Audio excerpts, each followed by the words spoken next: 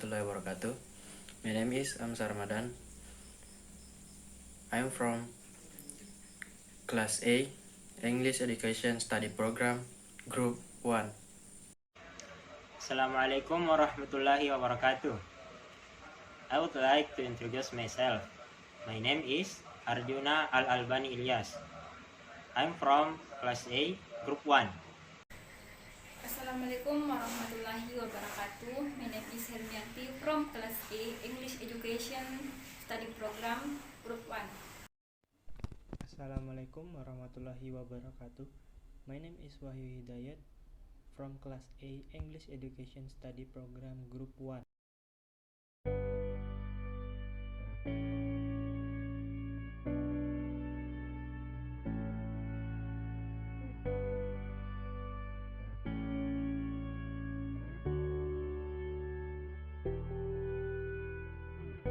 Sebelum memulai presentasi, ada kata-kata yang menarik nih dari Ibnul Jauzi rahimahullah.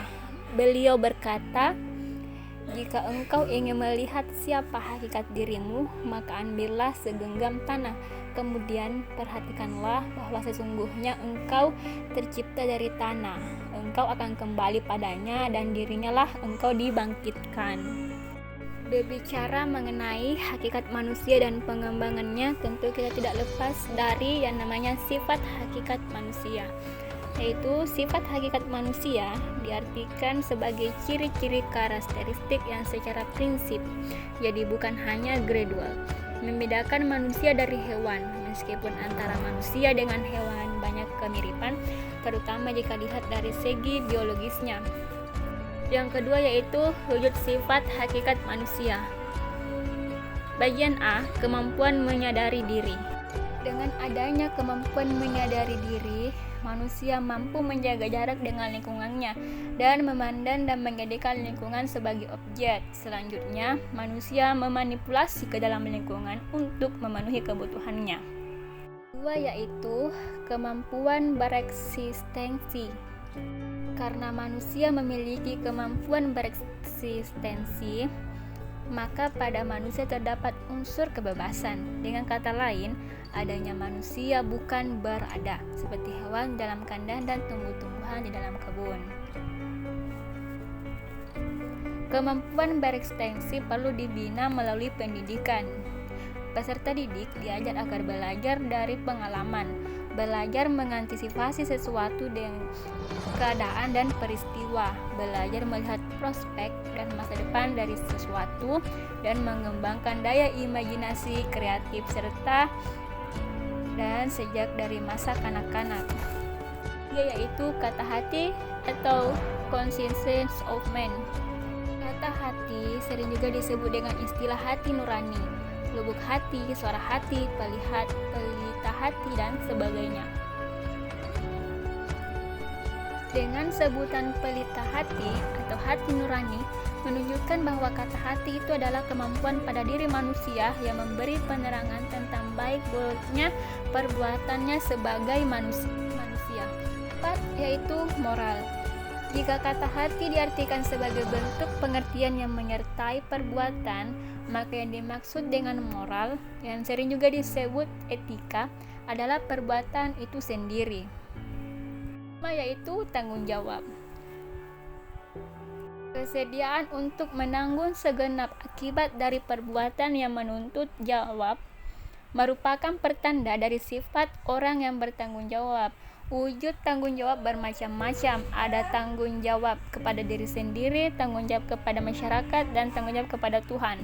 Keenam yaitu rasa kebebasan atau merdeka. Merdeka adalah rasa bebas atau tidak merasa terikat oleh sesuatu, tetapi sesuai dengan tuntutan kodrat manusia. Dalam pernyataan ini, ada dua hal yang kelihatannya saling bertentangan, yaitu rasa bebas dan sesuai dengan tuntutan kodrat manusia, yang berarti tidak ada ikatan. 7 yaitu kewajiban dan hak. Kewajiban dan hak adalah dua macam gejala yang timbul sebagai manifestasi dari manusia sebagai makhluk sosial. Yang kedelapan atau yang terakhir, kemampuan menghayati kebahagiaan. Kebahagiaan adalah suatu istilah yang lahir dari kehidupan manusia. Penghayatan hidup yang disebut kebahagiaan ini meskipun tidak mudah untuk dijabarkan tetapi tidak sulit untuk dirasakan. Dapat diduga bahwa hampir setiap orang pernah mengalami rasa bahagia. Untuk menjabarkan arti istilah kebahagiaan sehingga cukup jelas dipahami serta memuaskan semua pihak sesungguhnya tidak mudah. Ambillah misal tentang sebuah sebutan senang, gembira, bahagia, dan sejumlah istilah lain yang mirip dengan itu. Poin B. Dimensi-dimensi hakikat manusia serta potensi, keunikan, dan dinamikanya. Seseorang atau individu manusia yang sejak kelahirannya atau dari penciptaannya dibekali dengan hakikat manusia untuk mengembangkan diri dan kehidupan selanjutnya. Ia dilengkapi dengan dimensi-dimensi kemanusiaan yang melekat pada diri individu itu. Dimensi-dimensi itu adalah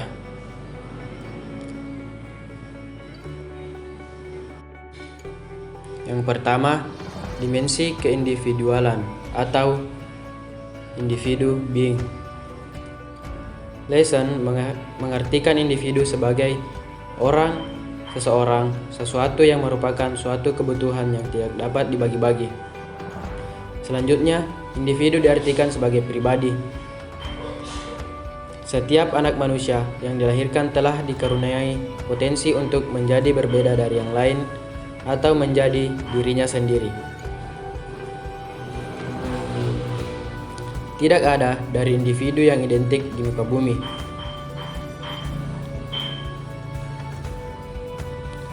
Bahkan, dua anak kembar yang berasal satu telur pun yang lazim dikatakan sebagai pinang dibelah dua, serupa dan sulit dibedakan satu sama satu dari yang lainnya, hanya serupa tetapi tidak sama, apalagi identik. Hal ini berlaku baik pada sifat-sifat fisiknya maupun hidup kejiwaannya.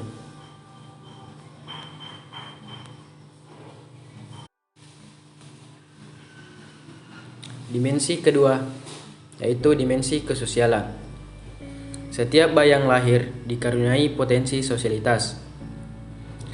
Pernyataan tersebut diartikan bahwa setiap anak dikaruniai benih kemungkinan untuk bergaul. Artinya, setiap orang dapat saling berkomunikasi yang pada hakikatnya di dalamnya terkandung unsur saling memberi dan menerima.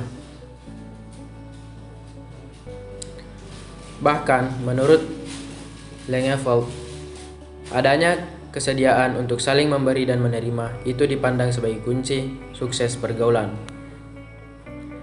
Adanya dimensi kesosialan pada diri manusia tampak lebih jelas pada dorongan untuk bergaul. Dengan adanya dorongan untuk bergaul, setiap orang ingin bertemu dengan sesamanya. Ketiga, dimensi kesusilaan. Susila berasal dari kata su dan sila, yang berarti kepantasan yang lebih tinggi. Akan tetapi, di dalam kehidupan bermasyarakat, orang tidak cukup hanya berbuat yang pantas jika di dalam yang pantas atau sopan itu, misalnya terkandung kejahatan terselubung. Karena itu, maka pengertian susila berkembang sehingga memiliki perluasan arti menjadi kebaikan yang lebih. Orang-orang yang berbuat jahat berarti melanggar hak orang lain dan dikatakan tidak beretika atau tidak bermoral. Sedangkan tidak sopan diartikan sebagai tidak beretiket jika etika dilanggar orang lain yang merasa dirugikan, sedangkan pelanggaran etiket hanya mengakibatkan tidak senangan orang lain.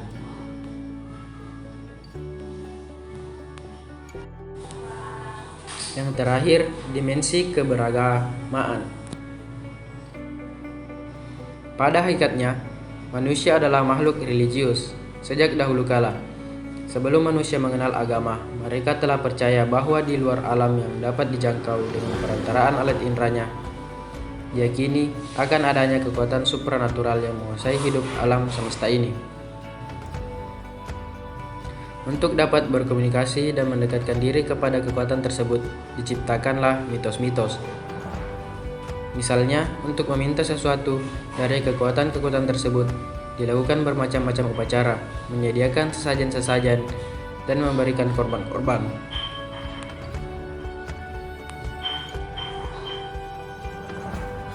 Kemudian, setelah ada agama, maka manusia mulai menganutnya.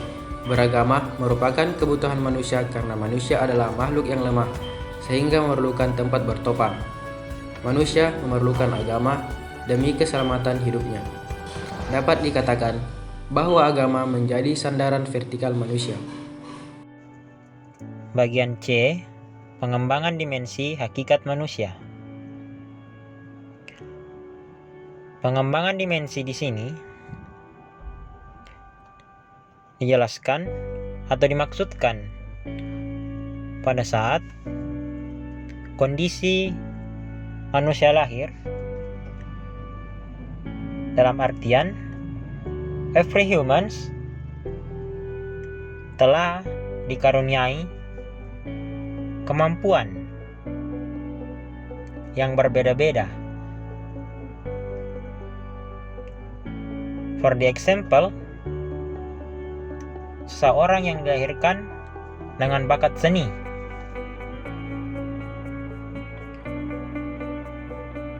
orang ini tentunya memerlukan pendidikan untuk diproses menjadi seniman terkenal. Hal inilah yang dimaksud dengan pengembangan dimensi kososialan. Orang yang mempunyai bakat harus memiliki interaksi dengan lingkungan, sehingga mereka dituntut untuk bisa berinteraksi, bergaul, teamwork, dan hidup with another people.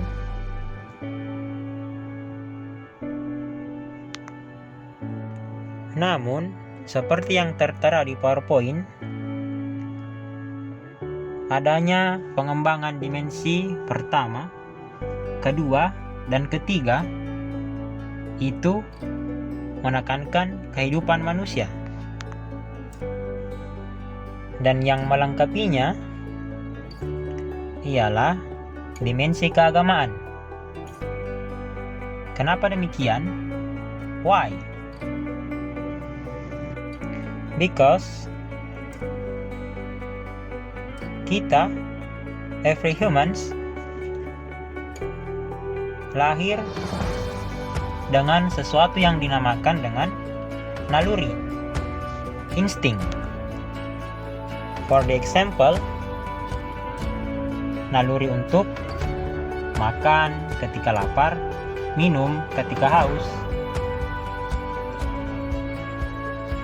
terpesona ketika melihat orang yang Masya Allah cantik ataupun tampan,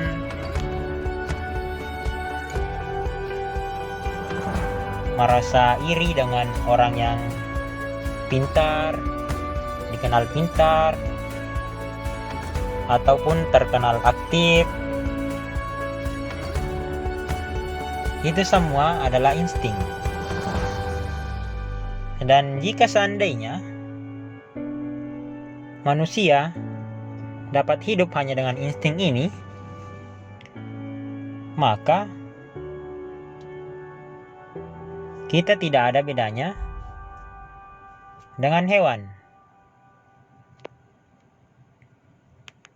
Karena because kita akan kesulitan membedakan yang baik dan yang buruk.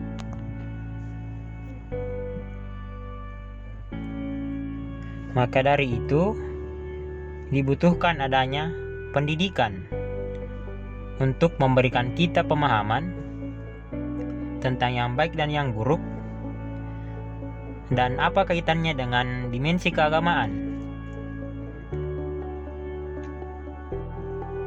Kaitannya, kita langsung ambil sebuah contoh bagi orang yang terkadang merasa insecure dengan orang lain, atau terkadang bagi orang yang terkena body shaming. Padahal telah dijelaskan di Al-Quran di surah At-Tin ayat 4 bahwasanya we have certainly created man in the best of stature. Artinya, sungguh kami telah menciptakan manusia dalam bentuk yang sebaik-baiknya. Ini merupakan salah satu contoh mengapa the most important is dimensi keagamaan, melengkapi dimensi pertama, kedua, dan ketiga tadi.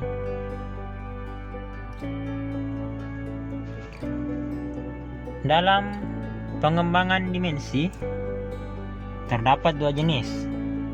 The first, pengembangan yang utuh, and the second, pengembangan yang tidak utuh. Pengembangan yang utuh.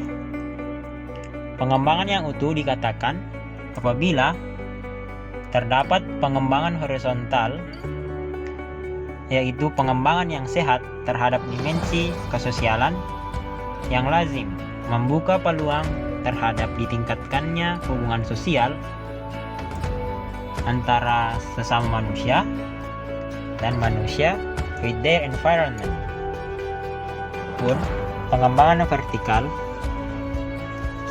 yaitu pengembangan dari jenjang yang rendah ke jenjang yang lebih tinggi. Sebagai contoh, pengembangan domain kognitif dari kemampuan mengetahui, memahami, dan seterusnya sampai kepada kemampuan mengevaluasi. Pengembangan ini penting karena berarah kepada ketinggian martabat manusia sebagai makhluk. Maka dari itu, disimpulkan bahwa pengembangan yang utuh apabila adanya perkembangan yang bersifat horizontal dan perkembangan yang bersifat vertikal, karena keduanya berkaitan satu sama lain. The second, pengembangan yang tidak utuh. Pengembangan ini akan terjadi apabila dalam proses pengembangannya ada unsur yang terabaikan untuk ditangani, seperti yang dijelaskan pada PowerPoint, yaitu ketika dimensi kesosialan didominasi oleh pengembangan dimensi individu ataupun domain efektif didominasi oleh pengembangan domain kognitif. And when it happen, ketika itu terjadi, akan berakibat kepada kepribadian yang pincang ataupun kurang. Mungkin kita ambil contoh seseorang yang kurang respect with other people,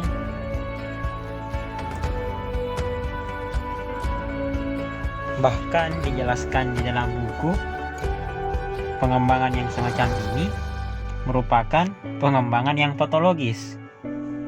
Dan arti dari patologis sendiri itu perilaku yang menyimpang. That's all from me. I'm sorry for the mistakes. And we will continue to point D. Sosok manusia Indonesia seutuhnya. Sosok manusia Indonesia seutuhnya mengarah pada pembangunan jangka panjang. Dinyatakan bahwa pembangunan nasional dilaksanakan di dalam rangka pembangunan manusia Indonesia seutuhnya dan pembangunan seluruh masyarakat Indonesia. Hal ini berarti bahwa pembangunan itu tidak hanya mengejar kemajuan seperti lahiriah, seperti pangan, sandang, perumahan, kesehatan, ataupun kepuasan batiniah seperti pendidikan, rasa aman, bebas mengeluarkan pendapat yang bertanggung jawab, atau atau rasa keadilan, melainkan keselarasan, keserasian, dan keseimbangan antara keduanya sekaligus batinnya. Selanjutnya juga diartikan bahwa pembangunan itu merata di seluruh tanah air, bukan hanya untuk golongan atau sebagian dari masyarakat.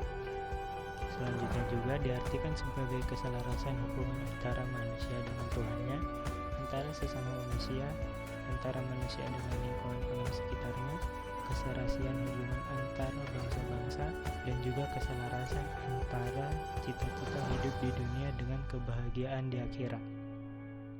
Kesimpulan yang kita dapat dari materi ini ialah disimpulkan bahwa sifat hakikat manusia dan segenap dimensinya hanya dimiliki oleh manusia dan tidak terdapat pada hewan. Ciri-ciri yang khas tersebut membedakan secara prinsipil dunia hewan dari dunia manusia. Adanya hakikat tersebut memberikan tempat kedudukan pada manusia sedemikian rupa, sehingga derajatnya lebih tinggi daripada hewan dan sekaligus menguasai hewan. Salah satu hakikat yang istimewa ialah adanya kemampuan menghayati kebahagiaan pada manusia. Semua sifat hakikat manusia dapat dan harus ditumbuh kembangkan melalui pendidikan. Berkat pendidikan, maka sifat manusia dapat ditumbuh kembangkan secara selaras dan berimbang sehingga menjadi manusia yang utuh.